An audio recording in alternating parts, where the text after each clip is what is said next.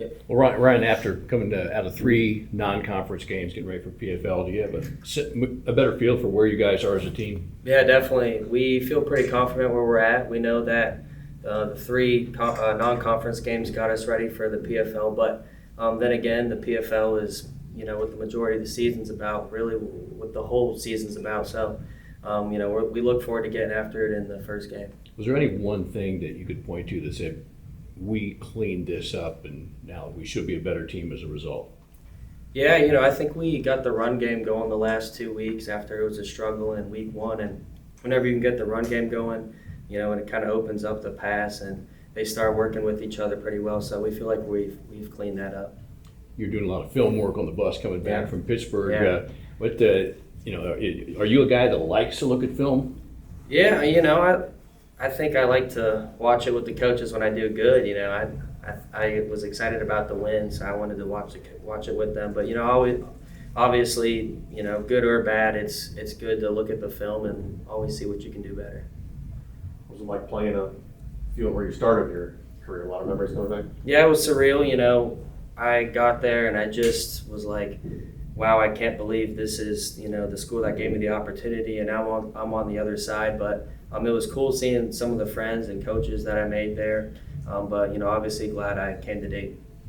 You went into last week coming off the bye week. How was it in terms of shaking the rust off from not having 2 weeks to get ready for Robert Morris? Yeah, well, I think we do a great job during our bye week. The coaches keep the intensity the same, and we practice like we have a game that week. So I feel like we didn't skip a beat.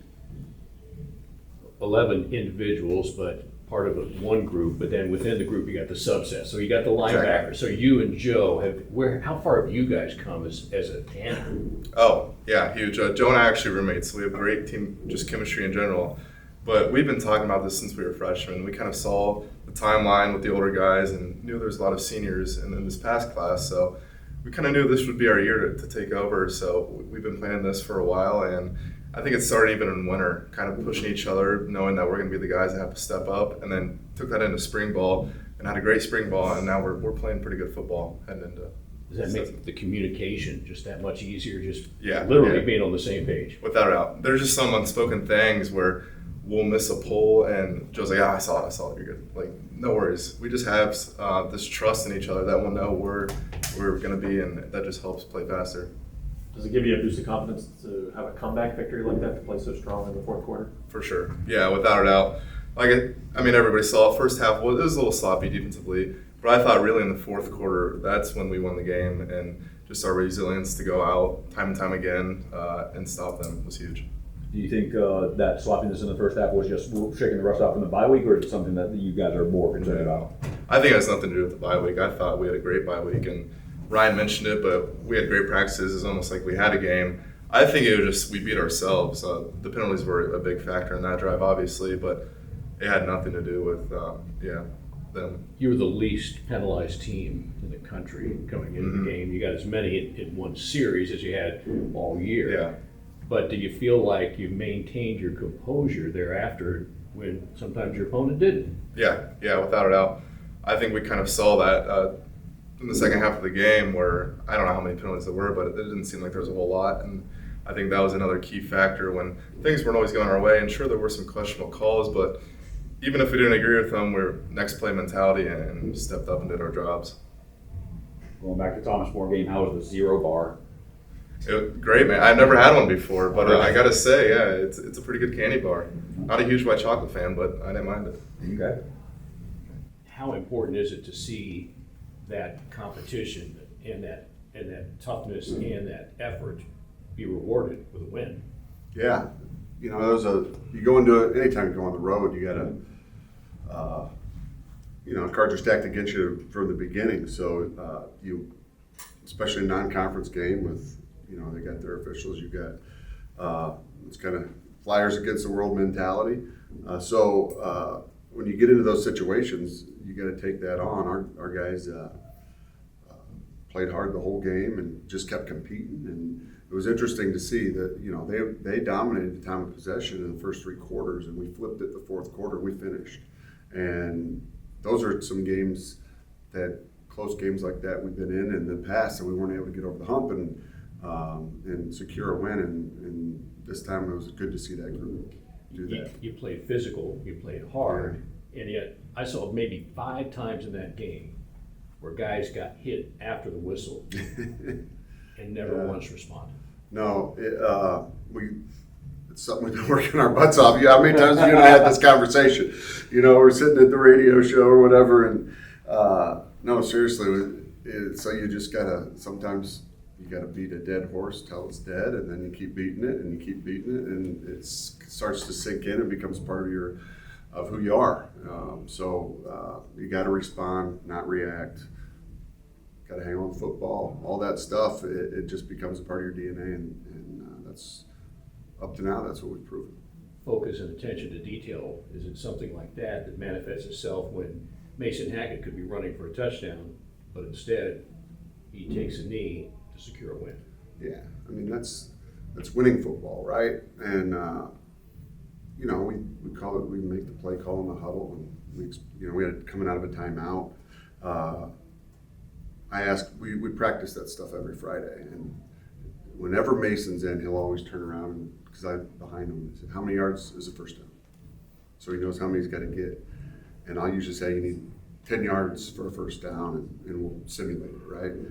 It was just like practice. Coming out of the huddle, he goes, how many yards do I need before downtime? And I said, you run it all the way as far as you can, and when you're at the 5, go down, and then we'll take a knee. And he did, and sorry, but this is how unselfish Mason Hackett is. He was 3 yards away from a 100-yard rushing day, and he took that downtime because it was going to secure us a win. And that's testament to his character and his buy-in to team football. What's the scouting report on Stetson? Man, yeah, it's just like every week. It's our first time playing him, and it's a new staff. We've seen him on film the last 2 seasons. But they've totally changed their identity as to what they do offensively and defensively. So, they were throwing the ball all over the field the last 2 years. But now they're getting in multiple offensive sets, multiple groups they want to. And they're not shying away from the running game. They want to establish a run game. And, I think you look at last week's score, is a little more lopsided than I think the play was. They opened the game with a surprise onside kick to try to catch Harvard. Harvard got the ball. So they had a short field to start. Then they fumbled it twice in the red zone and gave Harvard two 7-yard fields. So that game gets lopsided, but they moved the ball on them. So, and again, anytime you got a new staff, they're trying to figure out who they are a little bit, new players, new coaches. So now we're getting into conference play. I'm sure they have a good idea what they want to do and who they want to play, but they've been playing a ton of guys on both sides of the ball over the last 4 games. So once again, I feel like it's a little bit of a first game mentality is we've got to take care of us, and we've got to be sound, and we've got to be disciplined. We've got to make sure that we're taking care of the Flyers and doing things the right way. If we do those types of things, you can be successful. You mentioned they have guys on both sides of the ball. Is that going to be something you're going to try to exploit, go after their fatigue level, or? No, I mean they're playing multiple players, right? So they've played 12 offensive linemen. They've played 3 quarterbacks. They've played, they're just rolling a bunch of guys in. I think they've got something like 11 receivers that have played significant reps. They've and they're doing the same on both sides of the ball. So you don't know exactly who you're going to get. So we've got to be on it for us. Coach, I know he's in the room, but can you talk about Ryan's leadership and impact on and off the field? And then I think you got some updates for him. Yeah, Ryan has done an outstanding job with leadership. And it hasn't started just because he was named captain. It's been going on for a long time. And he's done a lot of significant things off the field too. Like he'll head up he came to me, 2 years ago with the idea of getting on board with Shoes for the Shoeless, and he organizes the whole thing, and we get a group of guys together to go into some elementary school kids and get them a new pair of sneakers. But that's where I kind of started to see his leadership abilities, but really took off in our winter program this year, and he's done a great job. If something's on his mind, he's not gonna not say something, whether it's to me or whether it's to a teammate.